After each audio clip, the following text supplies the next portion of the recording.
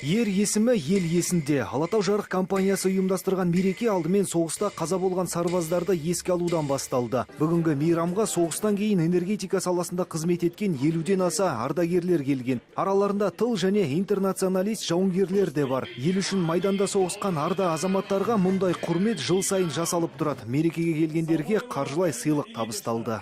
Алатау жарық компаниясы бізді жыл сайын шақырып, Отан 8-дің ардагерлерін құттықтап жатады ғой.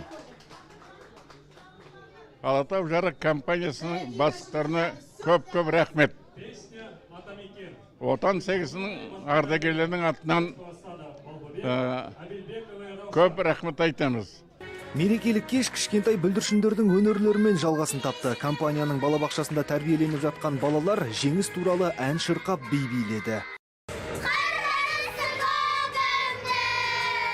Алатау жарық компаниясының басқарма төрағасы Мұхит Үмбетовтің де әкесі соғыс ардагері екен. Әбіке ақсақал майданда 4 жылда 4 рет жарақат алып, еліне аман оралған. Берлинде қолына қару алып жауға қарсы тұрған батырдың ұлы бүгінде еліне адал қызмет етуде. Жалғыз мынау жеңіс күні ғана емес, біз мынау жыл бойы біз байланыстамыз, қамқор жасап отырмыз.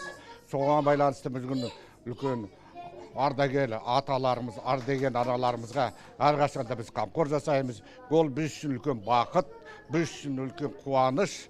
Бүгінгі мейрамды Алатау жарық компаниясы ұйымдастырған. Мерейлі мерекенің жоғары деңгейде өтуіне компания кәсіподағы да атсалысты. Мекеме басшылығы ардагерлерді тек жеңіс күнінде емес, жыл бойында болатын барлық мейрамда құттықтап тұрады. Сонымен қатар қаржылай да көмек береді. Өмір Әнуарбек, Влад Шишко, Алматы телеарнасы.